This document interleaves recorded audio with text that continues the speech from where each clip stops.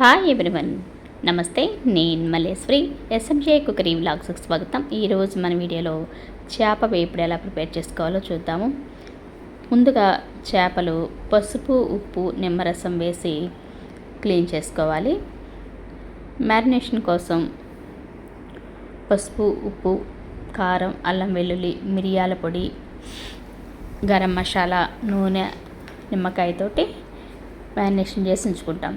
పసుపు 1 స్పూను, ఉప్పు 1 స్పూను, కారం 1 టేబుల్ స్పూను, మిరియాల పొడి 1 స్పూను, గరం మసాలా 1 స్పూను, అల్లం వెల్లుల్లి 1 స్పూను. గరం మసాలాలోనే ధనియాలు, జీలకర్ర పొడి కూడా ఉన్నాయి. నిమ్మరసం 1 స్పూను, నూనె 1 స్పూను,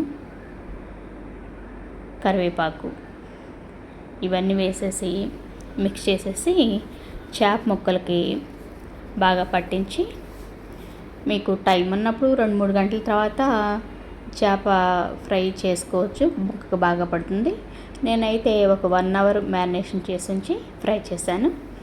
మనం చీలికలుగా చేసుకున్న పచ్చిమిర్చి కూడా మ్యారినేషన్లో యాడ్ చేస్తే టేస్ట్ బాగుంటాయి. ఫ్రై అయిన తర్వాత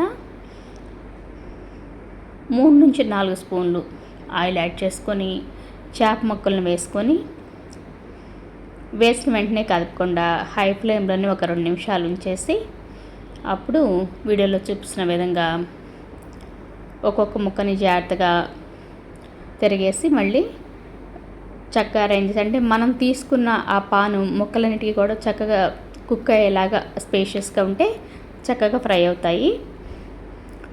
ఆల్రెడీ మనం నిమ్మరసం వేసి మ్యారినేషన్ చేసి ఉంచాం కాబట్టి త్వరగానే ఫ్రై అవుతాయి.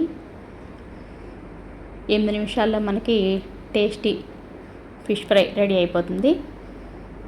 ఆ నూనెలోనే కరివేపాకు, మనం మ్యారినేషన్లో వేసిన పచ్చిమిర్చి, లేదా మీరు అప్పుడు పచ్చిమిర్చి చీలికలుగా అప్పటికప్పుడు వేసి ఫ్రై చేసుకొని, గార్నిష్ కోసం చేపల వేపుడు ఉల్లిపాయ లెమన్తో గార్నిష్ చేసి సర్వ్ చేసుకుంటే చాలా టేస్టీగా ఉంటుంది. Thanks for watching the video. మరో మంచి వీడియోతో మళ్ళీ కలుద్దాం.